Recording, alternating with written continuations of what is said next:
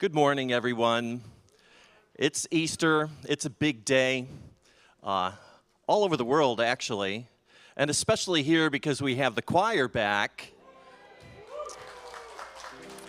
But that doesn't relieve you of your congregational duties to sing along.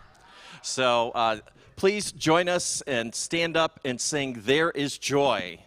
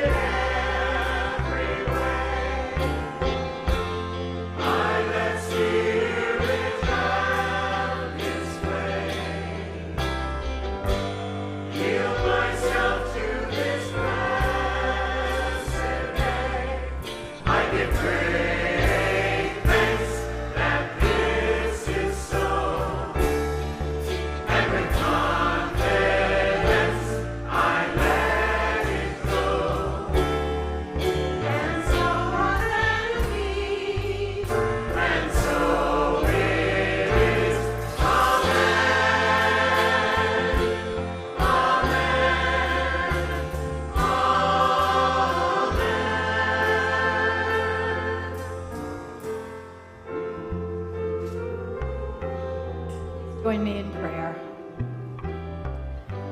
Giving great thanks for this day, for everything in it, for Spirit being fully present right here in this very room. To know that God is all there is, and it shows itself, it presents itself, it has inhabited all form everywhere.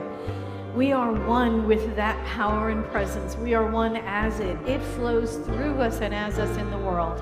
And all of the qualities of God are our qualities right here and now. All the love, all the joy, as much as we can embody, believe in, demonstrate, flows through us and as us into the world. So this is what we celebrate. This is what we come together to remember, that there is one life. It is God's life. It is whole, perfect, and complete.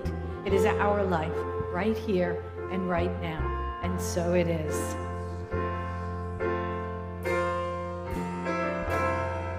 I give great thanks that this is so, and in confidence I let it go. And so I let it be, and so it is. Amen. Amen.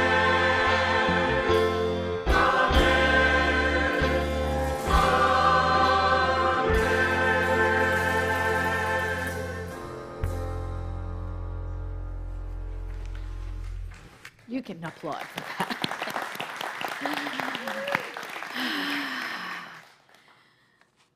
The choir is back. Yay! Oh, I have missed you so. Oh my gosh. 2 years, guys. It's been 2 years. It's been so long. Oh, I am so happy. I'm so teary. It's just amazing. It is so good to see you. Isn't it great to see them back in their corner? Yes. Oh, thank you so much. Happy Easter. Happy Easter to everyone. Happy Easter to you at home. Happy Day of Transformation. That's really what we're talking about, right?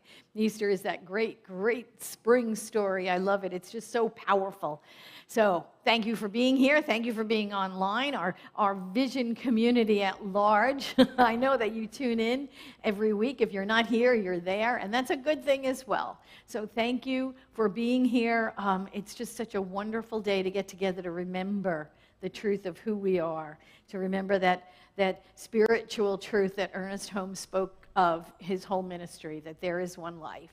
It is God's. It is whole, perfect, and complete. It is the life that we're all sharing in. There is only one of us. There's only one of us in this room. There's only one of us online.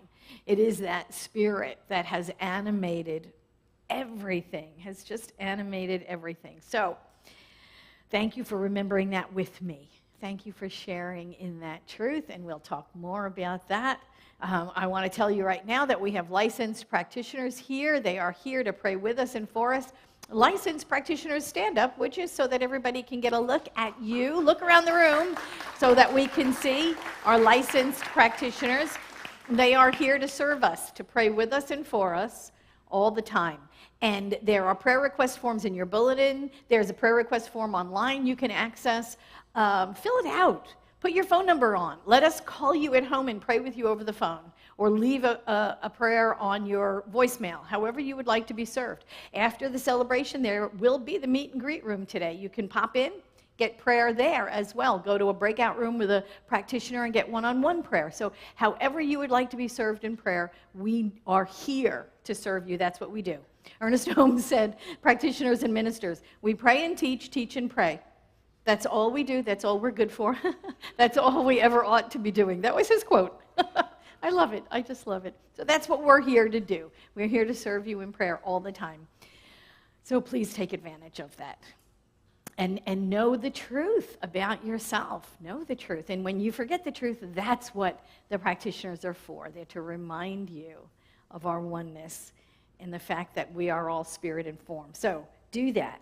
Let's see, what else do I want to tell you?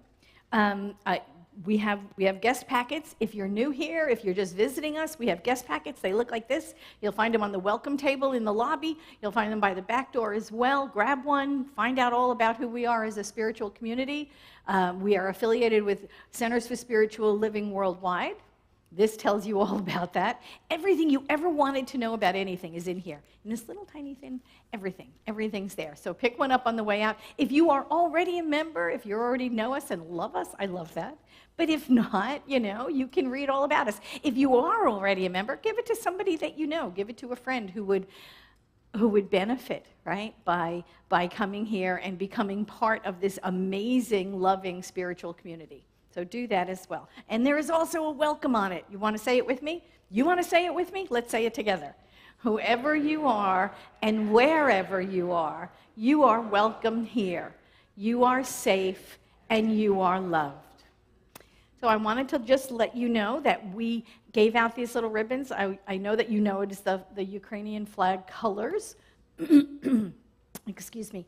And we've been singing, Yes, There Is Peace on Earth, at the close of all of our celebrations this month. And we will continue to do that because this is what we want to know, that there is peace on earth, that the intention for peace is more powerful than whatever is going on in the world. And to that, I want to bring up Marcus. Where are you? Marcus Gillan, who is a licensed practitioner here at Vision. He's also a ministerial student. And he's going to be reading the Prayer for World Peace by Ernest Holmes.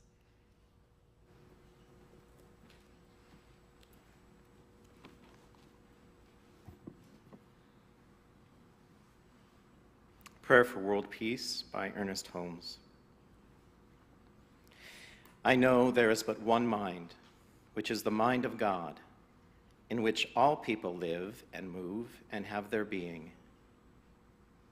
I know there is a divine pattern for humanity, and within this pattern there is infinite harmony and peace, cooperation, unity, and mutual helpfulness. I know that the mind of man, being one with the mind of God, shall discover the method, the way, and the means best fitted to permit the flow of divine love between individuals and nations. Thus, harmony, peace, cooperation, unity, and mutual helpfulness will be experienced by all. I know there shall be a free interchange of ideas, of cultures, of spiritual concepts, of ethics, of educational systems, and of scientific discoveries, for all good belongs to all alike. I know that because the divine mind has created us all, we are bound together in one infinite and perfect unity.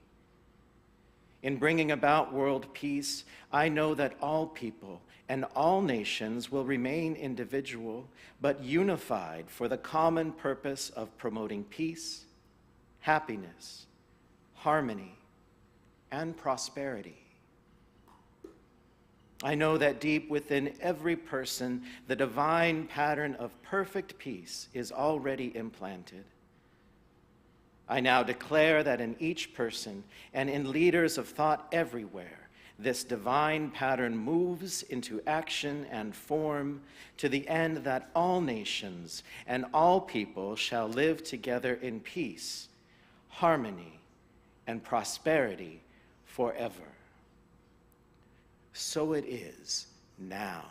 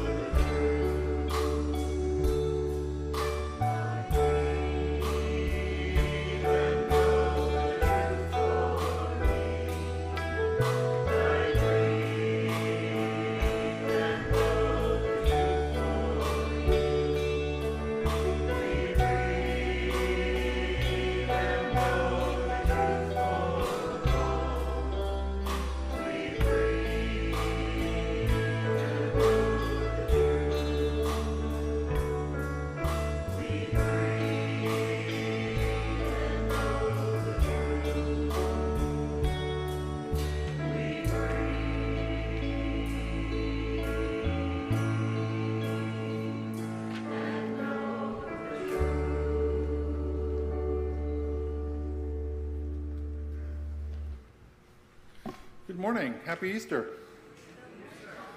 My name is Paul Hemmerling. I'm one of the licensed practitioners here at Vision, and now's our time for meditation and contemplation. We'll have some quotes, the chime will ring, we'll enter a period of silence, TK will keep track of the time for us, and he'll bring us out of meditation, and we'll move directly into our time of community prayer. So I invite you to get comfortable in your seats, close your eyes if that works for you, and take these quotes with you into the silence. What and if are two words as non-threatening as words can be, but put them side by side, and they have the power to haunt you for the rest of your life. Ouch. Lise Friedman. And from our founder, Ernest Holmes. The possibilities of the law are infinite, and our possibilities of using it are limitless.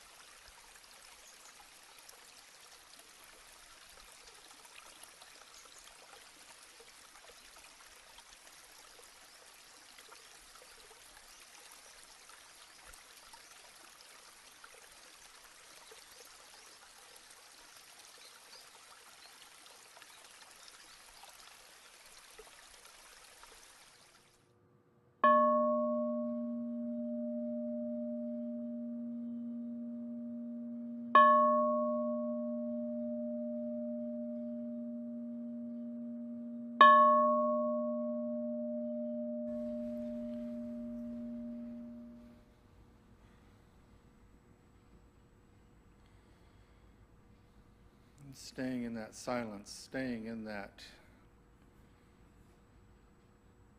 darkness, that cave of possibility, the infinite creative moment.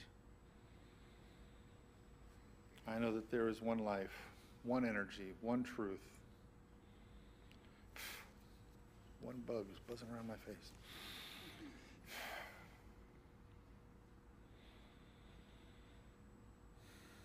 One truth, one energy, one moment.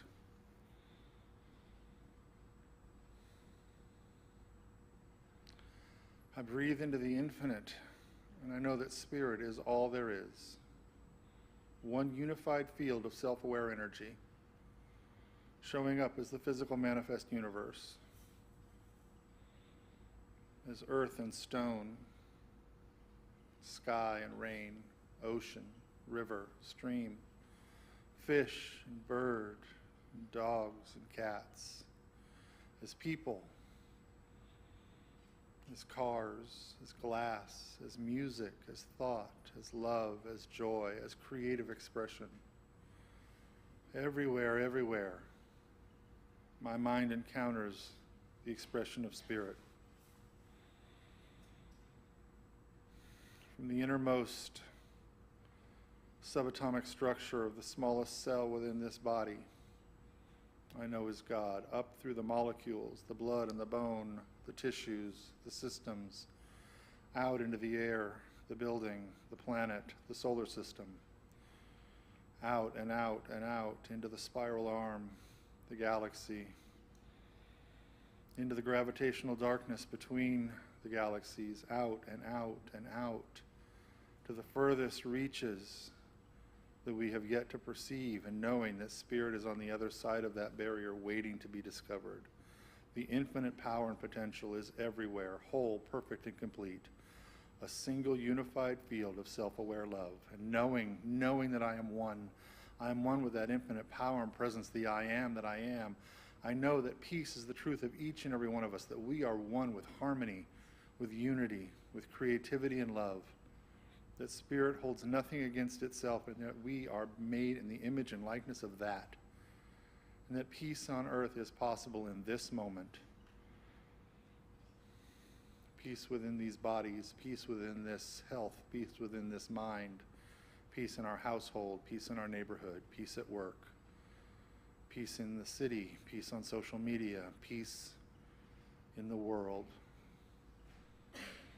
And watching that pebble drop into the pond and the ripples go out. Peace spreads from this moment. And knowing that health is the truth of spirit on each and every level, that there is no breakdown in God, there is no age-related illness in the infinite I am. I know there is no inherent need for an age-related illness in these bodies. There is no disease that can alter the flow of the river of life. And therefore, I let anything which is unlike that which is divine fall away. Simply know that it is nothing but a shadow. Turn on the light, and we do not question where the darkness is gone, for the darkness was never there. Health is the truth of each and every one of us. And knowing that peace and health are our birthright and our truth, I know that financial prosperity and opportunity are right here and right now. Spirit expressing itself in the highest and best. There is no debt in spirit. There is no economy in spirit to be overcome. There is no housing shortage. There is no bill that cannot be paid. I know that fulfillment is the seed of desire. Spirit says, and it is done. And this is the truth of each and every one of us. So knowing right here and right now that all that is required, all that is desired is right here in this moment, given freely, above and beyond, pressed down and overflowing. One with that. I give great thanks for this moment, for this breath, for this opportunity to express this principle and truth. I give great thanks for this day, for this building, for Reverend Patti as the perfect vessel for Spirit's message, for the amazing music and the volunteers and everyone that it takes to bring this together, for the expanding online community, which is absolutely beautiful in its expression of vision. So knowing right here that it is all done. The Spirit has already said yes. I release this word into the law, knowing the Spirit has already returned the gift and that it is done in mind, and so it is.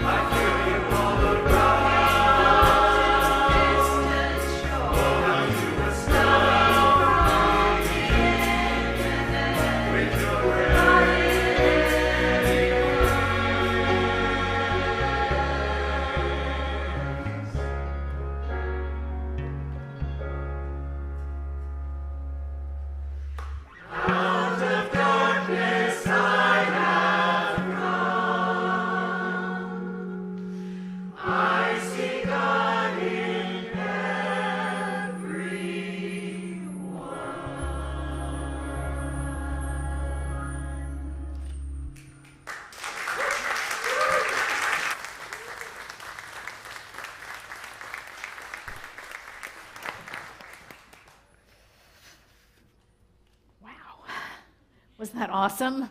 Yes. Thank you so much, James, our choir director. Oh, you guys rock. Are wonderful. Oh my gosh. Okay, so this month we're talking about living everyday wonder creativity. And today's talk is called What If? What if? Right? That's kind of a creative thing. I loved that, the quote, oh, he's not in the room. He's at the bookstore.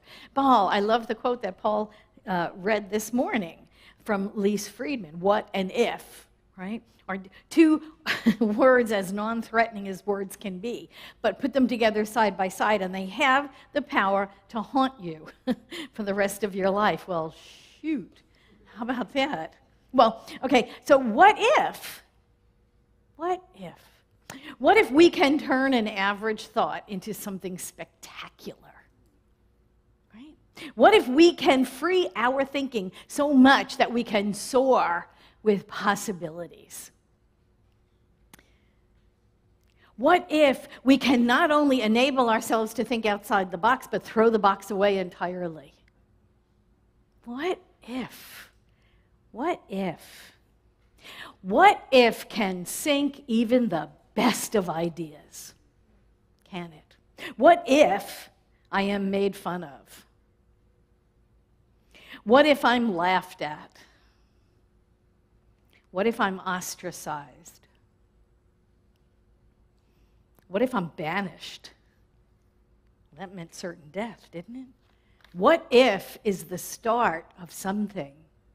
And it can be very, very positive. It can be very, very negative, can it? What if? Think about it. What if? You know, today is Easter, right? So what if? What if Jesus didn't stick around? What if after Palm Sunday he hit the road because he knew what was going on? What if Judas did not turn him into the cops? What if the arrest never happened? No trial, no conviction, no crucifixion, no resurrection.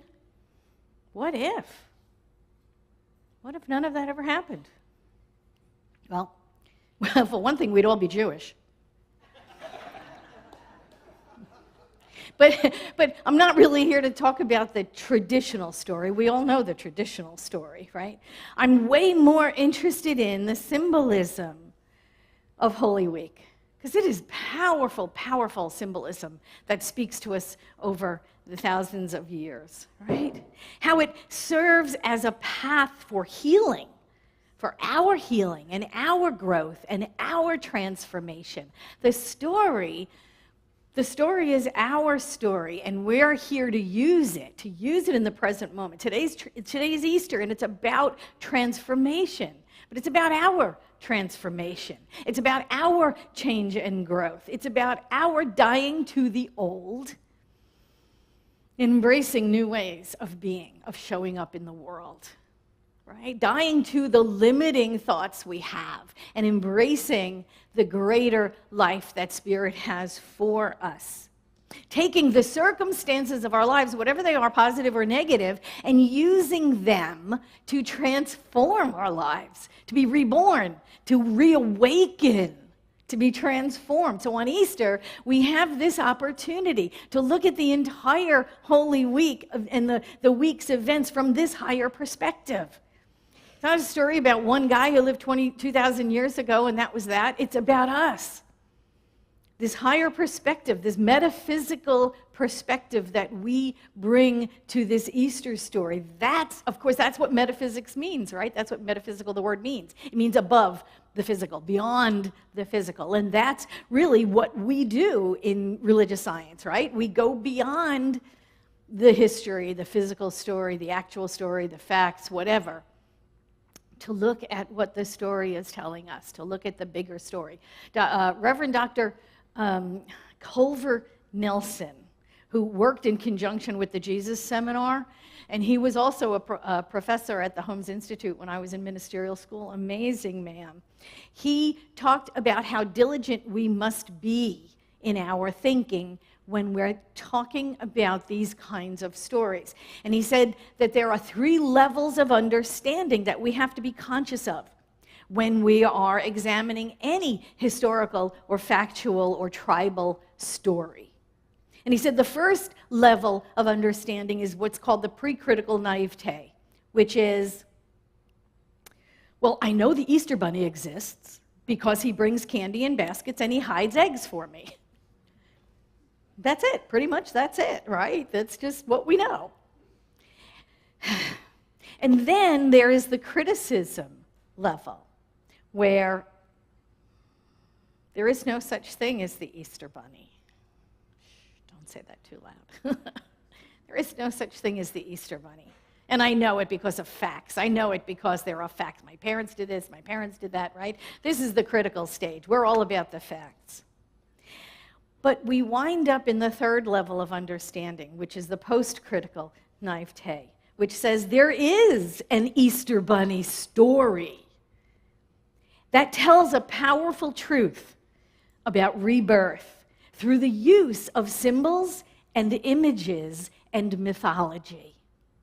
And that's what I'm interested in. That's the Easter story that I want to discuss. That is where religious science stands, right?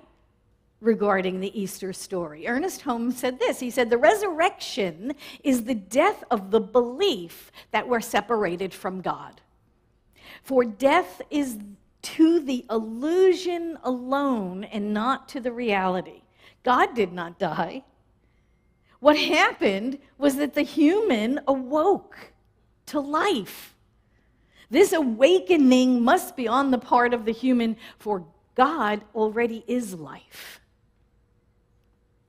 So when you look at the story from that perspective, we look at it from the metaphysical perspective, what was its meaning? Jesus never said worship him. Not once. Never. Nowhere in the Bible. He said follow him. Follow. He said follow. Do what he did. And Emma Curtis Hopkins, she picked up on that theme right away, and she talked about it for us. And she said, we should do exactly what Jesus said. We should follow his example, follow in his footsteps, do what he did. Preach the good news, heal the sick, cast out passions, raise the dead. That's what we're here to do. We're here to do the big work of Spirit. We are here to be Spirit informed, as Jesus, the myth, right, presented to us.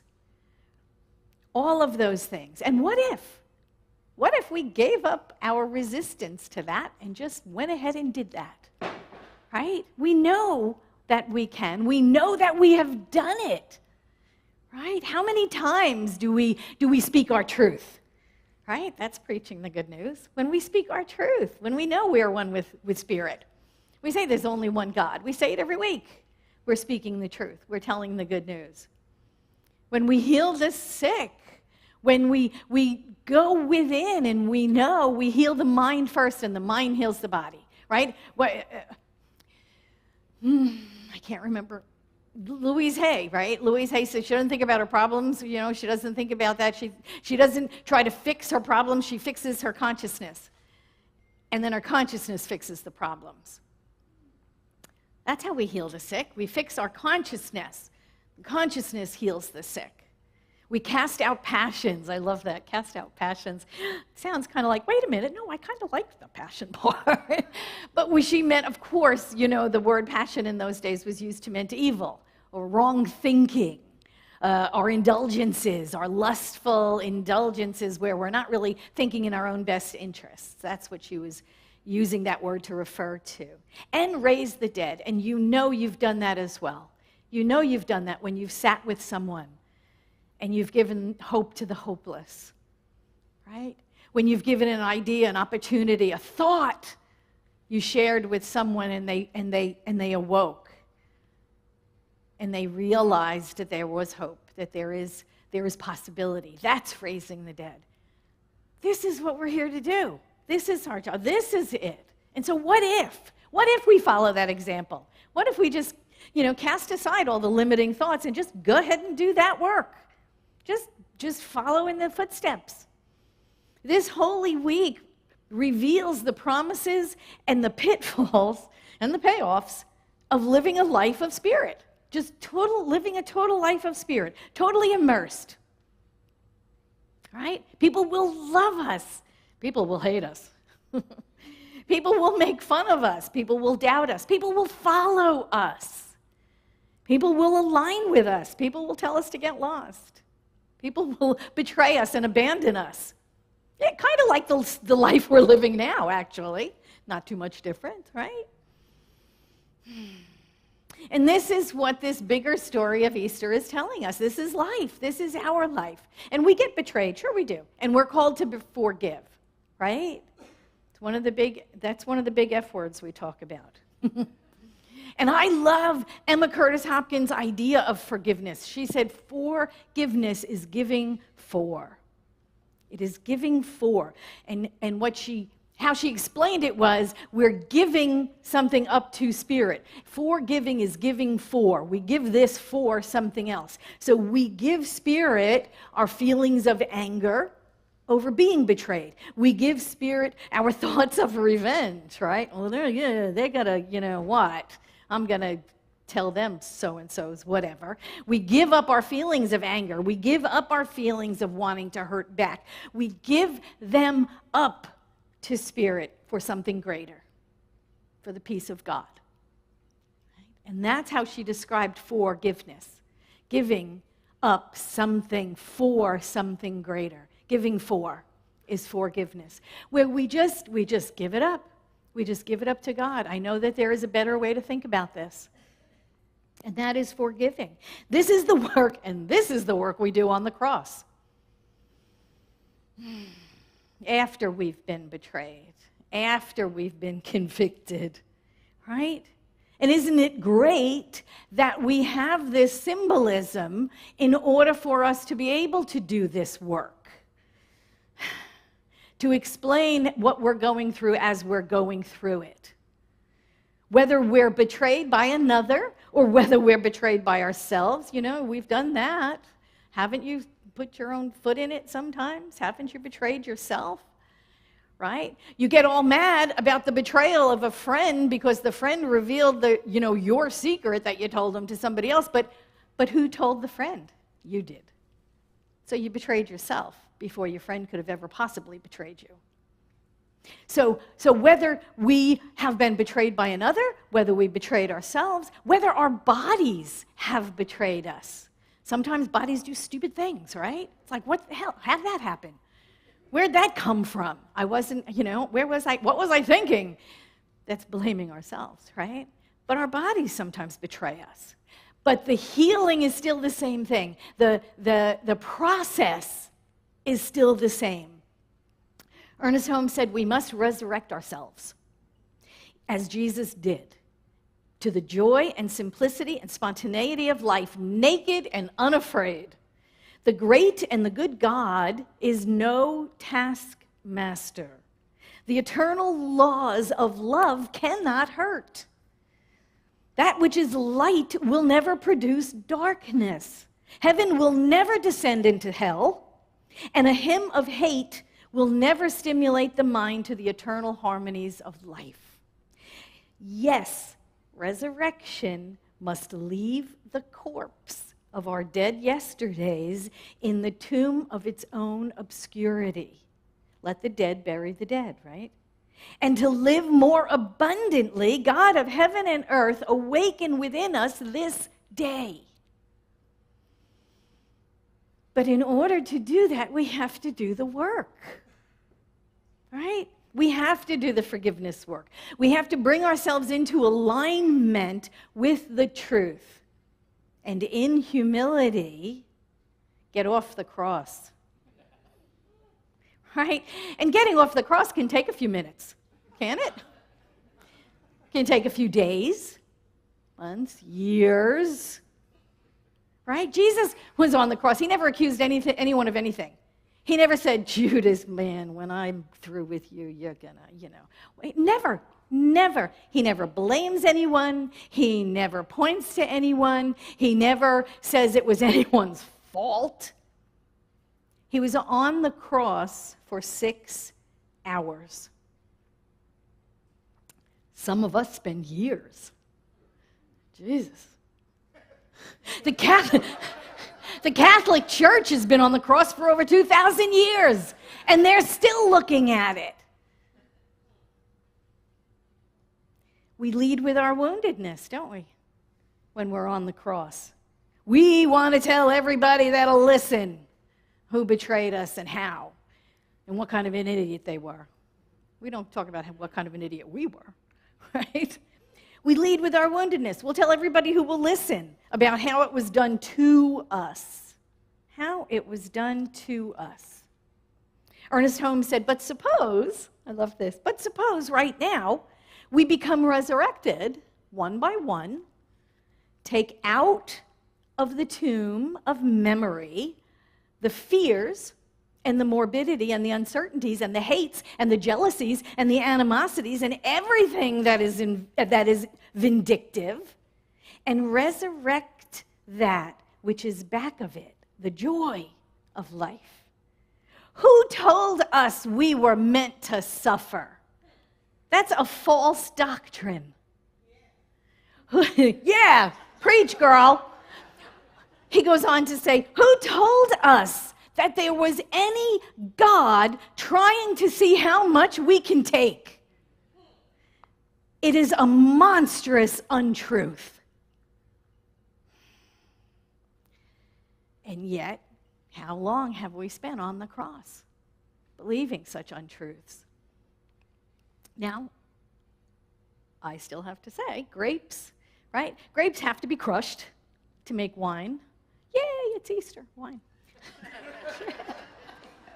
Diamonds have to be put under a lot of pressure. I mean, coal, right? Has to be put under a lot of pressure to form diamonds. Olives have to be pressed. Like the whole life of them gets pressed out to make oil. Seeds have to crack open in the dark in order for there to be a sprout. There's the symbolism of the time on the cross. Days, weeks may pass until truth and humility, grace, is what gets us off the cross. Grace gets us, get down off the cross, you're blocking the view, right? Do the work and get off it. What was it? Who was it? Oh my God, Dolly Parton. Dolly Parton said, honey, get off the cross, somebody needs the lumber. You know?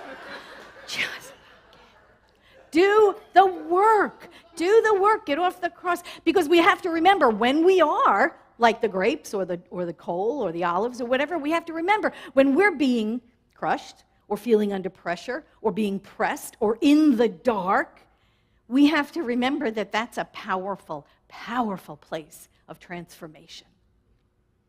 That's a powerful place of transformation. But only if we do the work while we're up there, right? Only if we do the work. Only if we cast off those false and limiting beliefs. When we release the blame and the shame, when we release others from the prison of our own thoughts, condemning them for what happened to us, when we stop being the victims of our own lives and take responsibility for who and what we are, and we embrace the truth that we are a divine emanation of spirit. How could we have been hurt to begin with? When we stop the limiting thoughts and we embrace the thoughts of spirit, that we are that which thou art. We are free. We are set free. We're set free from the cross. We are reborn. Reborn and free. Ernest Holmes said this. He said, today the horizon is clear. The voyage starts new. We are reborn. The true resurrection is not only from this life to the next, it takes place daily, hourly, as we shed the limiting concepts of life and come into the vineyard to gather the fruit of the Spirit, hanging rich from the vines of God. A person may be reborn, remade, renewed in mind and body through taking a little time to get acquainted with our better self. Just through coming to recognize the invisible and almost unknown guest who accompanies us through life, the spiritual presence within. What if we give it a try? What if we live from that seat of perfection, the truth of who and what we are? What if? Thank you.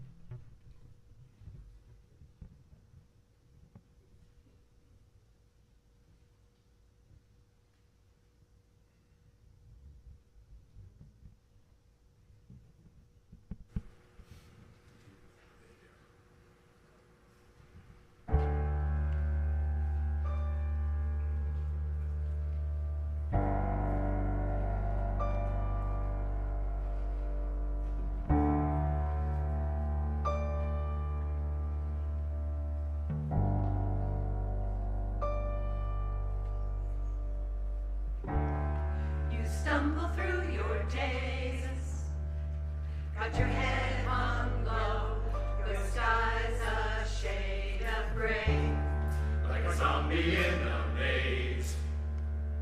You're asleep inside, but you can shake awake, 'cause you're not a dead man walking, thinking that's your only option, 'cause if you can flip the switch and brighten up your darkest day, up and the colors blinding, take the world and redefine it, leave behind the narrow mind and never be the same. Come alive,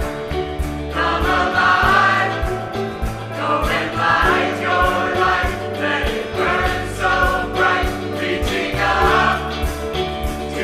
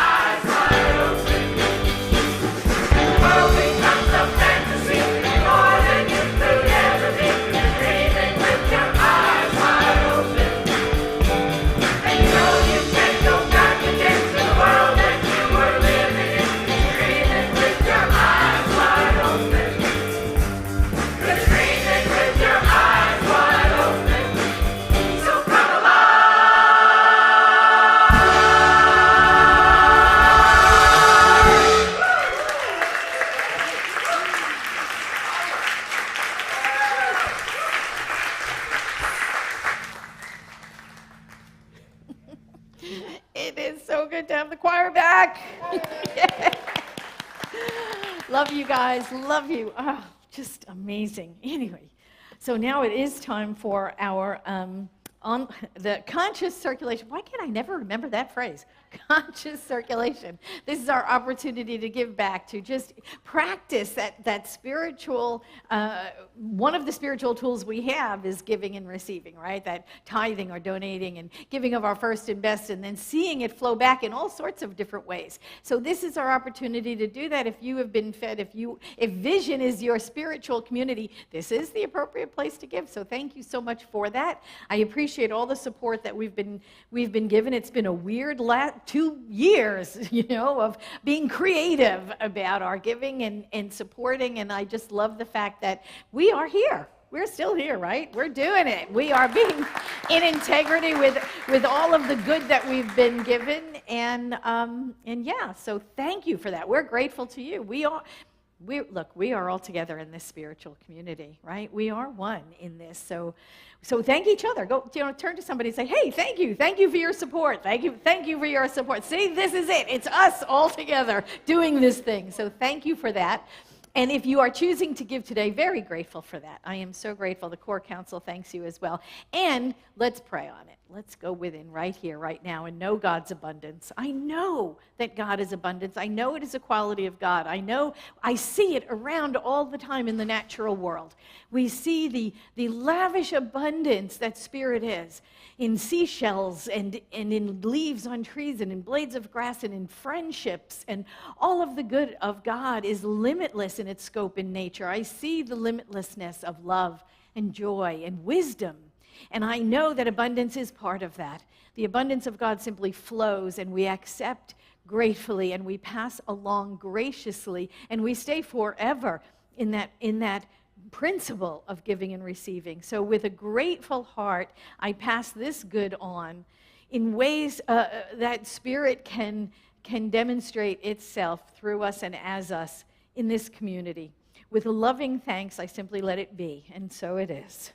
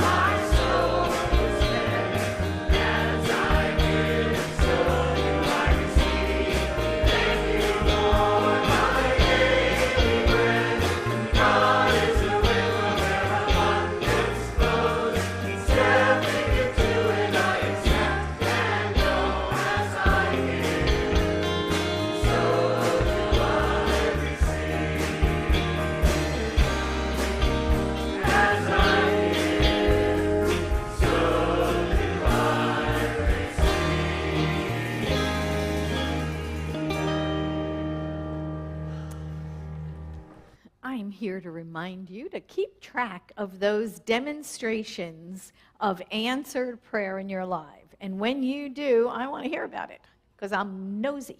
No, not really. No, not really. Because I want to share them with the group, because the demonstration of answered prayer is really uplifting for all of us. We say, yeah, this stuff works. Don't you do that when that answered prayer comes along? You go, this works. My spiritual practice, everything that I've learned in religious science, it works because we have that demonstration of answered prayer. We have that shift in consciousness, and then it outpictures as a demonstration. So keep conscious of those. Watch them and be aware of them, and then write them down, and then send them to me, and then I can share them with the group. And it uplifts all of us to hear one person's demonstration of answered prayer. Keeps us on our spiritual practice because we know that our miracle is coming any day now, any moment now. And speaking of coming over any moment now, it is time for the last word by Johnny Kirko. Hello. Hello, everybody online. Welcome to our Easter celebration. Thanks for being here with us today. We are continuing our Vision Meet and Greet right after our celebration online. If you want to say hello to people online across this world and get one-on-one prayer with a practitioner, it's available. Links are available on the website. It's also on Facebook. Also, we continue our Coffee Connection, which is Monday through Friday, 8:30 in the morning. Join us for that. A little group gets together with Reverend Lori Sheets, and they say hello and drink coffee. And whatever else, Danish or whatever else they do. I don't know, but they get together and they say hello. Reverend Patti has a class starting up tomorrow night. Reverend Patti, you want to keep talking? You want to talk about this again? So Emma's Divine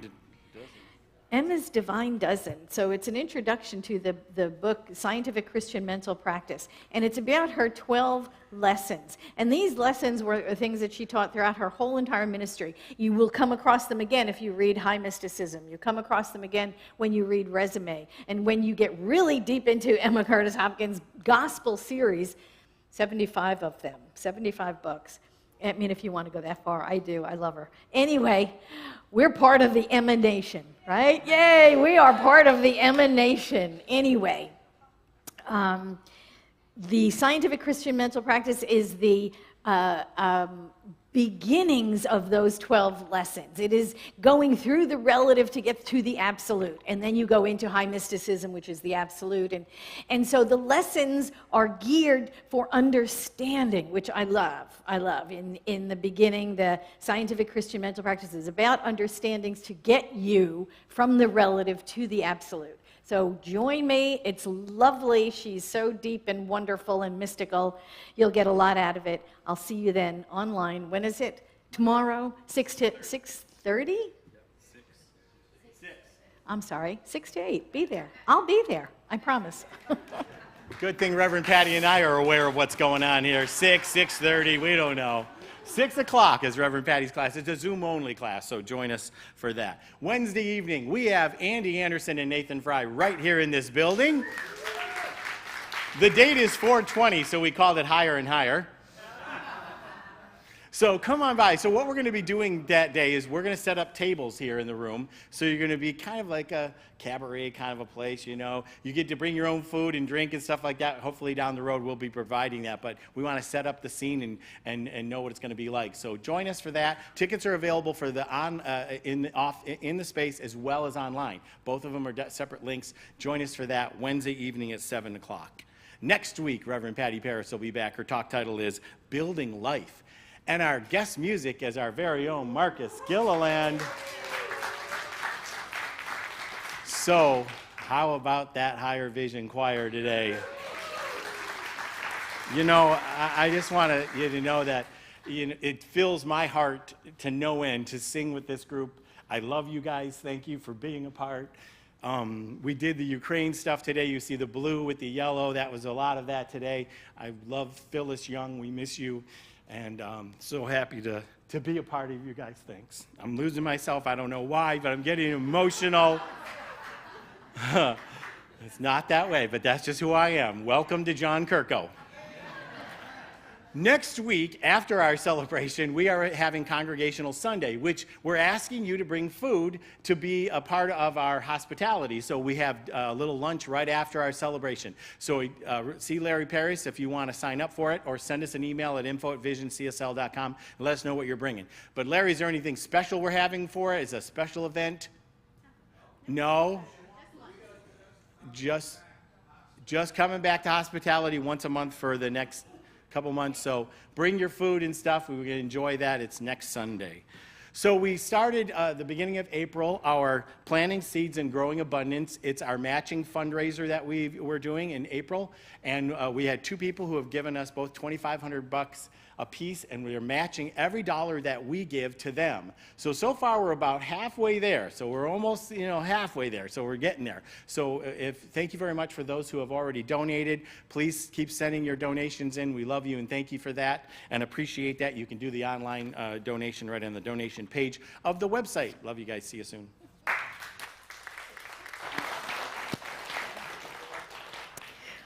We're going to stand up now.